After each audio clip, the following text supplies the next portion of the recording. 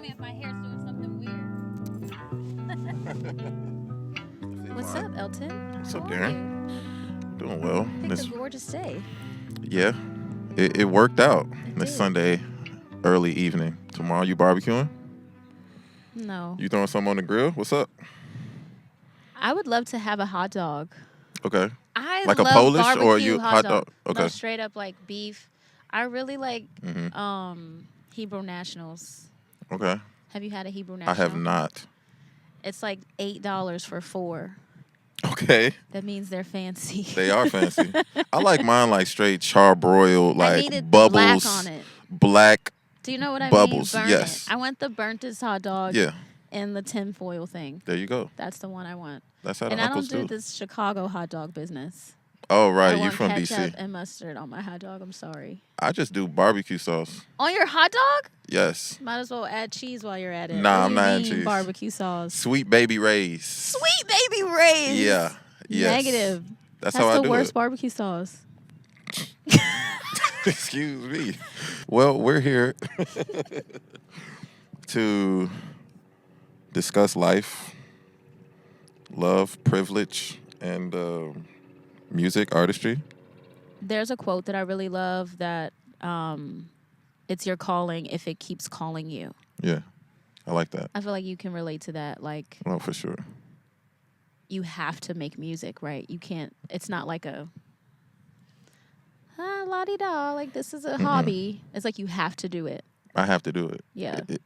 I have to process my life in the way that I choose to process it. A lot of the time, it's through making music.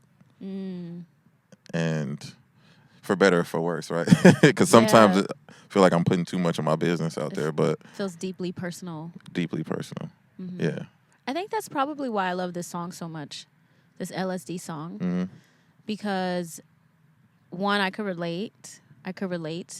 And two, it was just so honest. You don't really hear men speaking that way.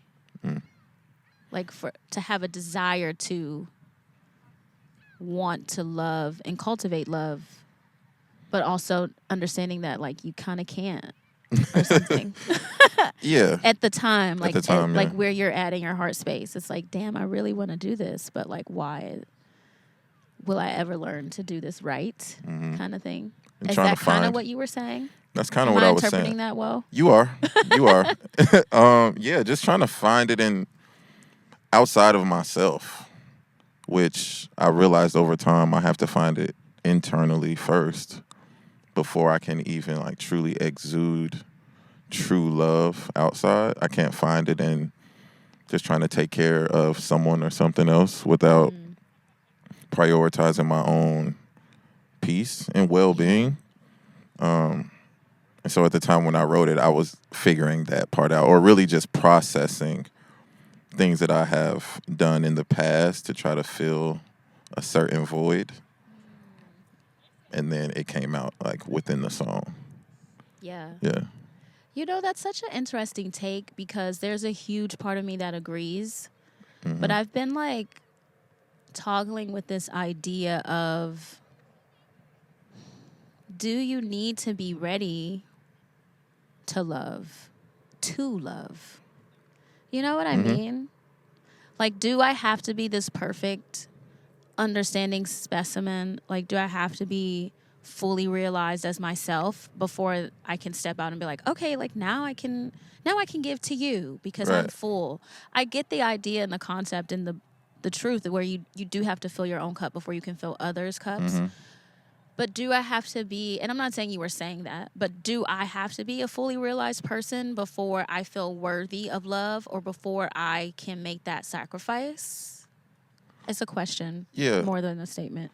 No, I feel you. I think it's like the term praxis. I feel you're kind of doing both at the same time. Like we're self-actualizing while we're learning how in at the same moment, you know? Yeah. And I think even in the song, that's kind of what I'm toggling with. It's like a thought that I'm having, but I'm in process of also learning how to love myself in a particular way and learning how to love, I guess, externally too. So, Yeah. because I think about like children, they love and they might not even understand the concept of what we think love is, Right.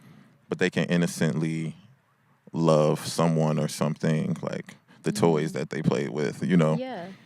Without someone asking them what love is, Right. they can exude it. Yeah. Yeah. But that's interesting. I'm pondering now. My brain is like.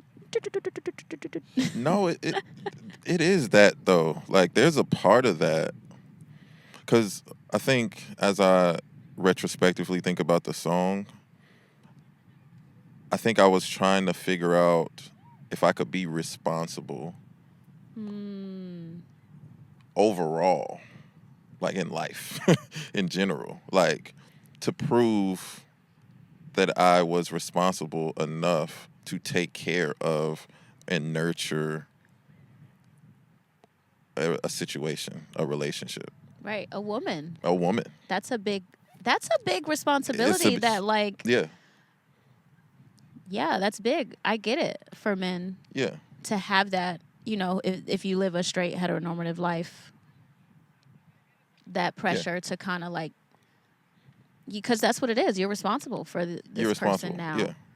And not necessarily for their happiness, but just to a degree their well-being.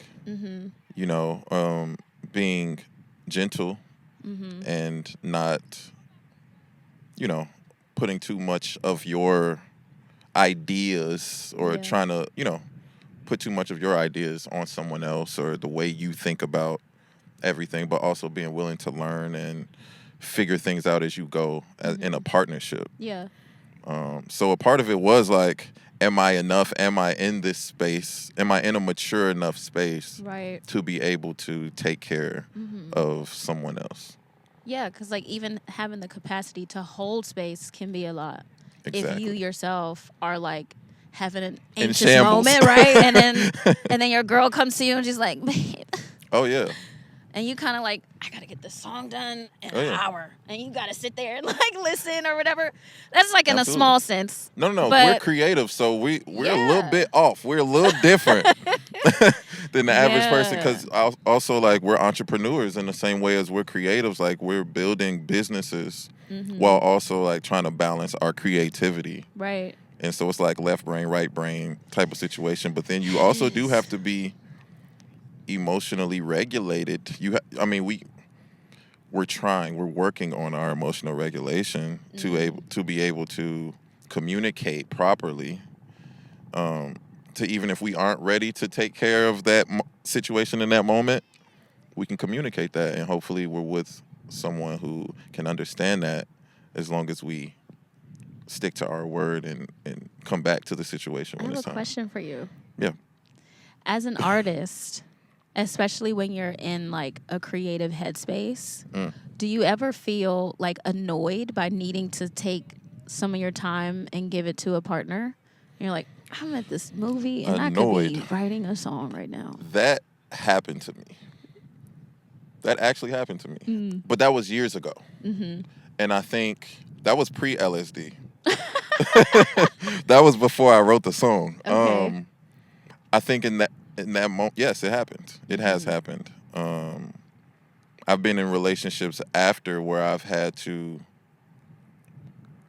learn how to, I don't even want to say balance, but just create harmony in my life with making music, being creative, having ideas that I want to execute, while also, being able to show up in a relationship enough to where the person also feels seen.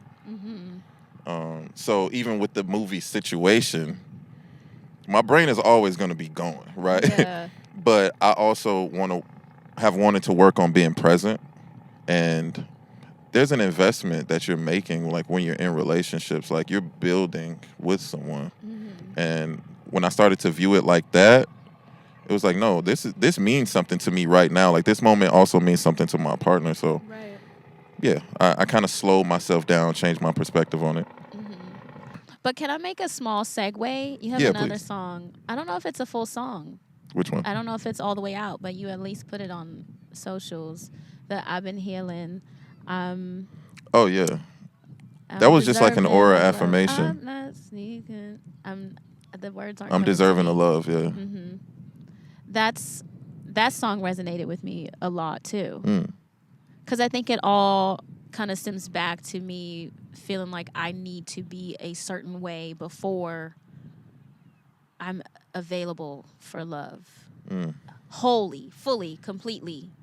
And not just like one foot in, one foot out the door. Mm-hmm. Yeah, I think sometimes we gotta remind ourselves. I'm the type of person like I call it like you're tricking yourself, but I think I wrote that in a time where I maybe like needed the reminder. And so it's like, okay, I'll make this an affirmation that I can go back to and watch when I feel like I need to hear that I'm healing, I'm forgiving, I'm I actually deserving of save love. that. I go back to it often. Do you? Yeah, I saved That's it. amazing. Yeah. And like on Instagram, you can hit the save. Mhm. Yeah, I saved it. I go back to it That's fire. often. And that's the whole point of sharing, That's right? why music is important. Mm-hmm. Yeah. And Thank sharing. you for creating. Thank you for listening and being along this journey with me, for sure. I know. I met you had long locks when I met you. Oh, wow. You evolved, friend. I'm different. There's definitely been like different characters, for sure. But yeah, I'm a little same. older. Yeah. Same. So I love your song. No bullshit. I listened to it on repeat the whole day that when it first came out. That day that it came out. Like it would move on to a different song and I'd be like, nah, go back. And then I'd listen to it 5 times again and I'd be like, nah, go back.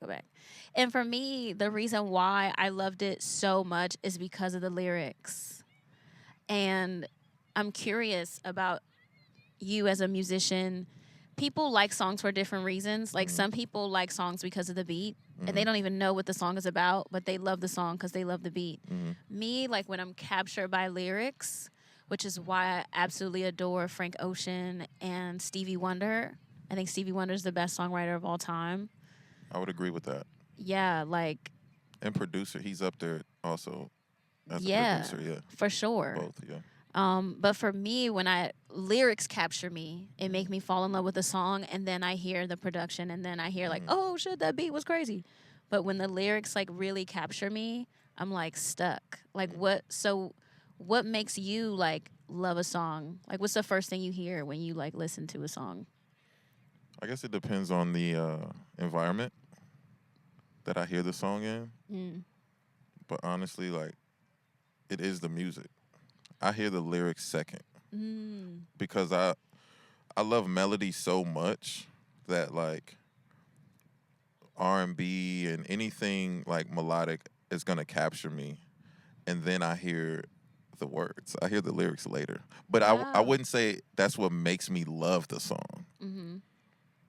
Because if I don't like the lyrics, I'm also not gonna be listening to the song that often. But I think just innately, the music captures me first.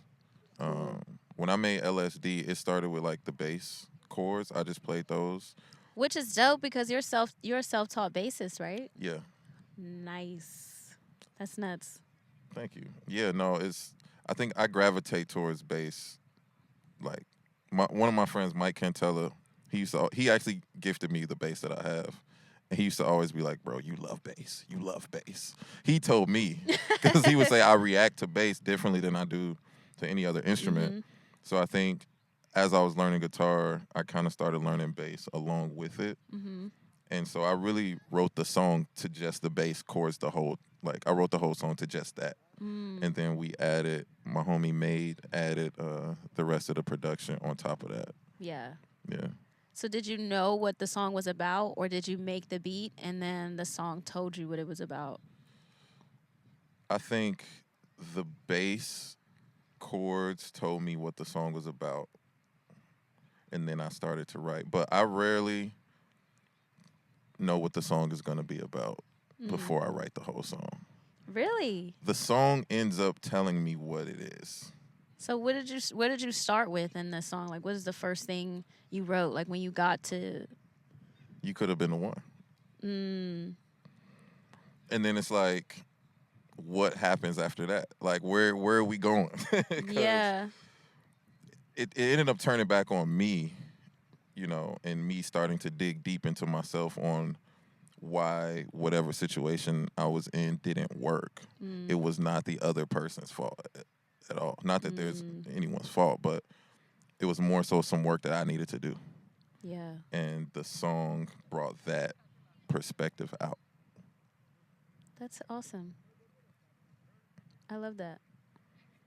But I really know like what the song is going to be about. Sometimes I think the song is about one thing and I finish writing it, and then it ends up revealing that it's about something else in addition to maybe what I initially thought.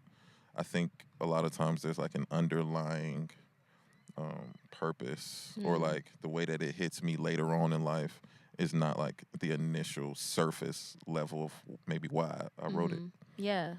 Yeah. Yeah. I love music so much. Me too. I love artists and people who just seem to perfectly soundtrack life. Because it's so funny how a song you can hear all your life and then go through the thing Mm-hmm. and then hear that song again and it Yes. hits so differently. Yes. Yeah. But no, I think you're a beautiful lyricist. I love the lyric. I think I told you already. Um, thought I needed plants, needed pets, needed sex. Oh, when will I learn Mm-hmm. how to take care of something and hold it and keep it? Am I saying that Alive. No, right? you said it perfectly. Yeah, because Yeah. I kind of like low key know all the words. But another part of the song that just was like, ooh, is when you said, and this one I might mess up because I kind of need all the rest of the words to go into it. But like when you said you hold, did you say you hold my head and twist my hair? Yeah.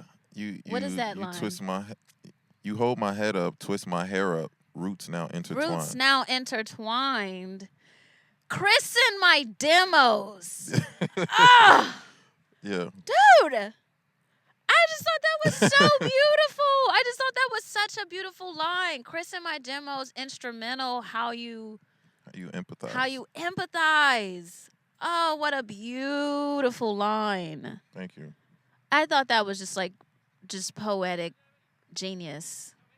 I appreciate that. Like roots now intertwined, hair like Mm-hmm. you Yeah. obviously I talked about my connection to hair and like Yeah. black hair, but And the what locks a and yeah. beautiful way of putting that. I just thought that was so cold. I really appreciate that. Like that's probably one of my favorite lines. That's probably my favorite line to me because I was trying to encapsulate intimacy. It's so and do you know like washing someone's hair is probably one of the most intimate things you can do, Mm. especially in a relationship. As a man, if your man washes your hair as a woman, like think about that. Or like Mm-hmm. even for you, like even for men, your girlfriend, your lady, your wife, whatever, washing your hair, doing your hair, that is Mm-hmm. such a close, intimate, very black Mm-hmm. experience that like I don't know. I just there was so much imagery I had with that line alone. I was just like, Yeah. No, that's fire. Yeah. You're encapsulating all of it. Like you're seeing it. "Yay, I Yeah. got it right." But also like everybody can interpret it the way that they want. No, but I But got it right. you did get it No, I'm right. just All right, let me not discredit her. She got it right. I'm just No, you kidding. did though. No, you did. I It's just thought very that was intimate. so beautiful. Thank you. Thank you. The Chris and my demos thing, That's something like, you will understand as an oh my artist too. god, like to play your new shit for your partner is kind of scary. But when they Hmm. give you the nod of like, oh, Yeah. that shit cold, and it's just a demo or just a voice note or just a scratch, Mm-hmm. it's just so much. Like you just perfectly said it. I love lyrics that are simple but so complex. Like I think that's what makes good songwriting. I think that's why we love Frank Ocean. That's why we love Stevie Mm-hmm. because they figure out how to say so much in like not a lot at all. Mm. Yeah. I don't know. I'm in love with it. I think it's just a beautiful, truly beautiful piece of work. I love it so much, honestly. Thank you. Thank you for being willing to like even dive into it a little bit and, you know, empathize with the lyrics. Like the fact that you said you related, like people can say they hate something, they love something, that's cool. But for me, when you can relate to it, like that's like when I feel connected, and that's a part of why I choose to share music outside of just creating it. Yeah. Is just to relate. Super relate. I've killed so many plants. we be trying. We be trying out Not here. on purpose. Yeah. Sometimes it just does I've not got work out. 2 right now that are Okay. What's their name? they're mid. You name them? I didn't. Maybe I should. That's the part that I need to talk to the plants more. I hear that's the secret sauce. That's one of them, yeah. Talking to the plant. Yeah. You gotta, you know, I'm personify kind of a it. man when it comes to nurturing plants. Shots fired. Some of us, we're trying. I'm just kidding. We're trying. That's a joke. No, this No, I song know. proves that you as a man can like definitely be in tune with your emotions, take accountability. It's dope. Just trying to grow. Being around people who keep you accountable helps as well. I got some friends who are not letting me be crazy out And here. that is what we need. Like in the community, it's so crazy. We talked about TikTok a little bit earlier. There's a guy on there. He has a podcast called Grits and Eggs. His name is Dante. Put out a hot take that like men need to be accountable for the actions of other men.